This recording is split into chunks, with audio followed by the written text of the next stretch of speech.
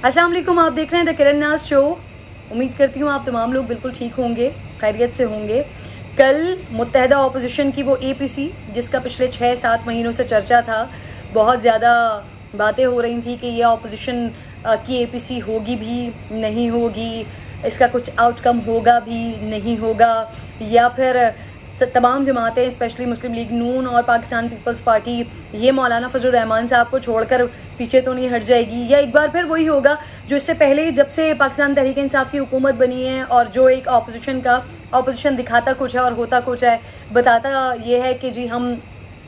एहतजाज करेंगे, हम ये चीज़ होने नहीं देंगे, लेकिन वो चीज़ हो जाती है, उनके अपने लोग गायब हो जाते हैं। तो बहुत सारे सवालात उठ रहे थे कि क्या मुत्तहदा ऑपोजिशन की इस APC का भी अब वही हाल होने वाला है जो इससे पहले की APC में, या फिर चेयरमैन सेनेट के हवाले से, या फिर बजट के हवाले से, या फिर फैटफ के हवाले से जो हुआ है, क्या इस APC में भी यही होने जा रहा है कि होना कुछ नहीं है, सिर्फ गिलास तोड़ा बाराना, सिर्फ और सिर्फ एक हुकूमत पर एक प्रेशर बिल्ड करने की कोशिश है। तो कल फाइनली हो गई है, और उसके बाद जो अब तक स्टोरी सामने आ गई है उसके मुताबिक तो मौलाना फजलुर रहमान साहब ने इस बात की डिमांड की थी, इस बात की तजवीज़ दी थी कि जितने भी लोग असेंबलीज में हैं वो आज से ही असेंबली ना जाएं, अपने रेजिग्नेशंस दे दें, और सिंध हुकूमत वो फौरन अपनी असेंबली को तहलील कर दे, यानी कि पीपल्स पार्टी के पास जो सिंध का इक़्तिदार है वो इस इक़्तिदार को छोड़ दे। वहाँ पर वफाक में जो नुमाइंदे बैठे हुए हैं ऑपोजिशन के, वो तमाम के तमाम लोग इस्तीफ़ा दे दें। पंजाब असेंबली में जो ऑपोजिशन बैठी हुई है मुस्लिम लीग नून की सूरत में और दीगर जमातें, वो भी रिज़ाइन करें, ख़त्म कर दें, री इलेक्शन के बाद फिर उसके बाद मामला आगे बढ़े। और इसमें जो एक आम तासुर दिया जा रहा था वो ये कि जब री इलेक्शन ऑब्वियसली होंगे, केयर टेकर गवर्नमेंट आएगी, केयर टेकर गवर्नमेंट के पास एक टाइम लिमिट होगा 3 से 6 महीने के, आपने उसके अंदर इंतखाबात करवाने हैं, और जब वहाँ तक जाएगा टाइम फ्रेम तो फिर जो सेनेट इंतखाबात होने हैं मार्च में, वो खटाई में पड़ जाएगा, जिसमें ऑब्वियसली जो कौमी असम्बली के मेंबरान, क्योंकि अब मेंबरान ने चुनना होता है, तो वो जो 50% और जो स्ट्रेंथ है अब वो पाकिस्तान तहरीक इंसाफ की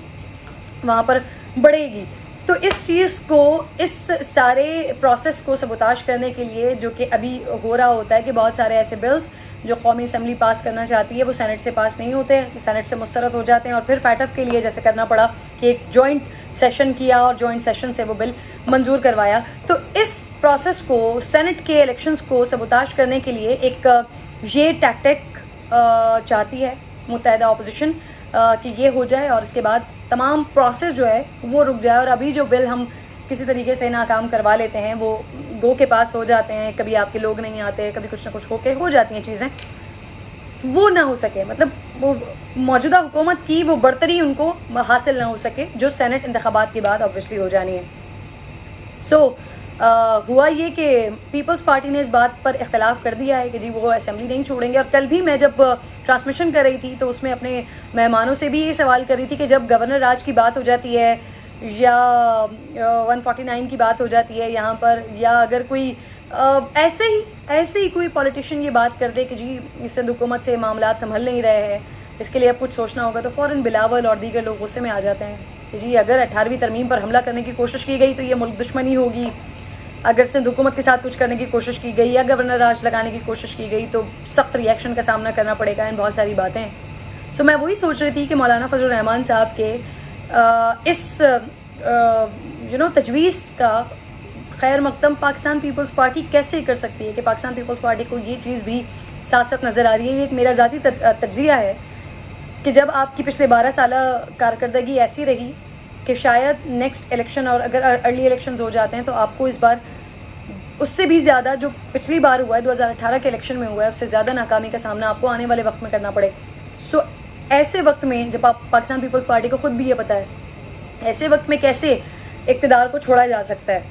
सो लेट्स सी कि अब वो जो एक एहतजाज की कॉल दे रहे हैं और जनवरी की बात कर रहे हैं, तो अब इस APC से कुछ होने भी वाला है, या फिर इस APC का मकसद सिर्फ और सिर्फ इदारों को बदनाम करना है, या सिर्फ और सिर्फ अपने फ़वाइद, अपने ज़ाती फ़वाइद हासिल करना है। बहरहाल जो भी कुछ हुआ, जो भी कुछ बातें वो नवाज शरीफ साहब की जानिब से की गई या दीगर लोगों की जानिब से की गई, और स्पेशली नवाज शरीफ साहब के जो बयानात थे, जो उनकी स्पीच थी, उसके बाद हो क्या रहा है कि भारत में मजाक उड़ाया जा रहा है, भारत में जश्न मनाया जा रहा है, भारत में खुशियाँ मनाई जा रही हैं कि वो इदारे जिनकी बेस पर पाकिस्तान उन्हें आंखें दिखाता है, जिन पर हम फख्र करते हैं, उरूर करते हैं, उन इदारों को बदनाम करने की कोशिश हमारे उन पॉलिटिशियंस की जानिब से की जा रही है जो अपने आप को पाकिस्तान का वफादार, अपने आप को पाकिस्तान की आवाम का खिदमत गुजार कहते हैं और आने वाले वक्तों में मजीद खिदमत करने की ख्वाहिश रखते हैं। वो पाकिस्तान के उन इदारों को बदनाम करने की कोशिश कर रहे हैं कि पाकिस्तानी शायद कभी, ये मैं बड़े वसूख के साथ बात कर रही हूँ, कि पाकिस्तानी शायद कभी अपने बाप के लिए सुन सकता हो लेकिन इन इदारों के लिए नहीं सुन सकता, क्योंकि हमें मालूम है कि जब हम सुकून से सोते हैं तो यही वो इदारा है, इन्हीं के वो लोग हैं कि जो हमारे लिए सरहदों पर खड़े होते हैं, अपनी फैमिलीज़ को, अपने घर बार को छोड़कर। बहरहाल ये एक लंबी डिबेट है, लंबा टॉपिक है। जो मैं इंपॉर्टेंट बात करना चाह रही हूँ वो ये कि लेट्स सी के ऑपोजिशन की APC से क्या हासिल होता है, उसके लिए फिर वेट करना पड़ेगा। और अभी तक के इम्कानात यही हैं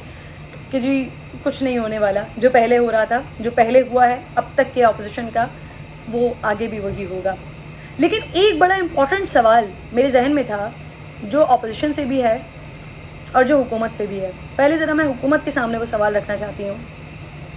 12 दिन आज हो गए हैं, 12 दिन हो गए हैं सानिया मोटरवे को हुए हुए। मरकजी मुलजिम के जो साथी थे वो पकड़े हुए हैं, उसके ख़ानदान के लोग पकड़े हुए हैं, उसकी फैमिली के लोगों को पकड़ा हुआ है। तरीक़ा वारदात क्या था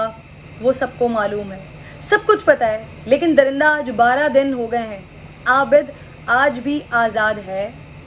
आज तक, अभी तक पुलिस के हत्थे नहीं चढ़ाए वो मुजरिम, वो दरिंदा अभी तक पुलिस के हत्थे नहीं चढ़ाए। और अगर मैं इसको रिलेट करती हूँ ज़ैनब केस से, तो ज़ैनब केस में नाज़रीन आपको याद होगा कि वो शदीद कमज़ोर तरीन केस था। उस केस में ना कोई चश्मदीद गवाह था, उस केस की विक्टिम वो बच्ची ज़ैनब वो इस दुनिया में नहीं थी, उस केस का कोई क्लू नहीं था सिवाय उस एक CCTV फुटेज के। उसी दौरे हुकूमत के लोगों को, उन्हीं वज़ीर आला साहब को शहबाज शरीफ कहा जाता है, माफिया कहा जाता है, करप्शन का बादशाह उन्हें कहा जाता है, जंगला बस के सरताज उन्हें कहा जाता है। इस तरह की बातें उनके लिए की जाती हैं। उनकी पुलिस को गुल्लू भट्ट की पुलिस कहा जाता है,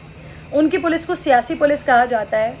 ऐसी दौरे हुकूमत में, ऐसे करप्ट माफिया जिनको हुकूमत कहती है, उनके दौरे हुकूमत में इतना कमज़ोर केस, उस कमज़ोर केस का मुजरिम वो दरिंदा इमरान 14 दिन में उसको पकड़ा भी और पकड़ने के बाद उसको फांसी भी हुई। लेकिन यहाँ पर ये तब्दीली सरकार है, ये ईमानदार सरकार है, ये करप्शन से पाक सरकार है। जो लीडर है इनका, इमरान खान साहब, उनके लिए बड़ा बवांगे दखल और बड़ा फ़ख्र के साथ कहा जाता है कि जी बग़ैर पर्ची के तकरीर करते हैं। ईमानदारी की आला मिसाल हैं वो, उनके वज़रा करप्ट नहीं है। और वहाँ पर रियासत मदीना की दावेदार हैं ये लोग। और यहाँ पर 12 दिन हो गए हैं। 12 दिन में पाक साफ पुलिस, गैर सियासी पुलिस, CCPO जिनके ऐसे बयानात हैं कि अल्लाह की पनाह, उन CCPO को जिसको वज़ीर आज़म ईमानदार कहते हैं, बेबाक कहते हैं,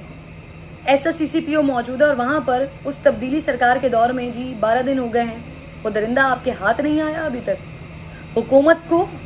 वज़ीर आला साहब को, वज़ीर आज़म साहब को, तब्दीली सरकार को, उनके तमाम वज़रा को ये आबिद, ये दरिंदा इस वक्त मुँह चढ़ा रहा है,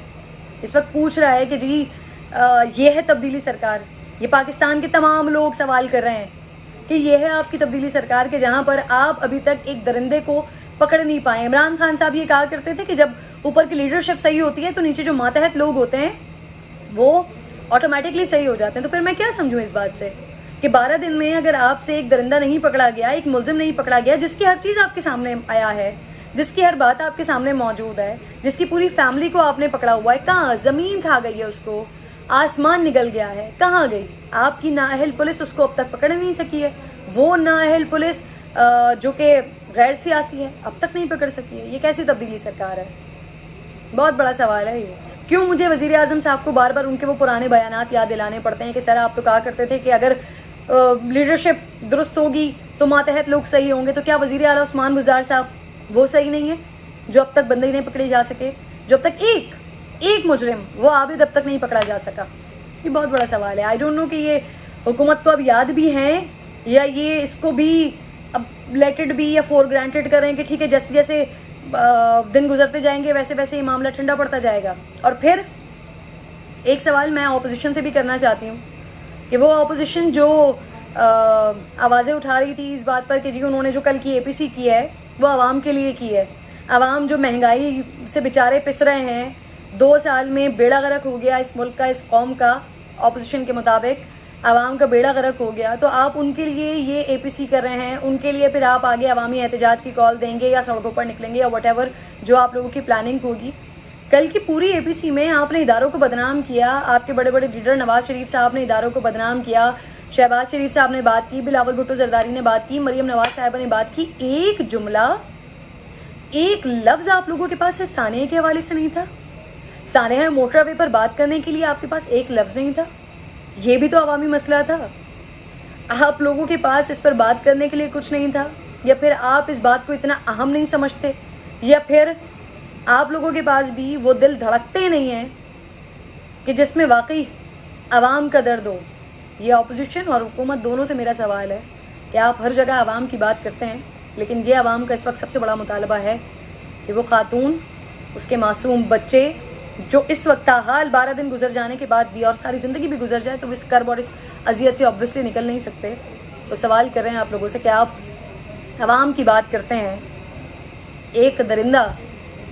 ना हुकूमत से पकड़ा जा रहा है ना ऑपोजिशन इस पर कोई सवाल कर रही है। शुक्रिया।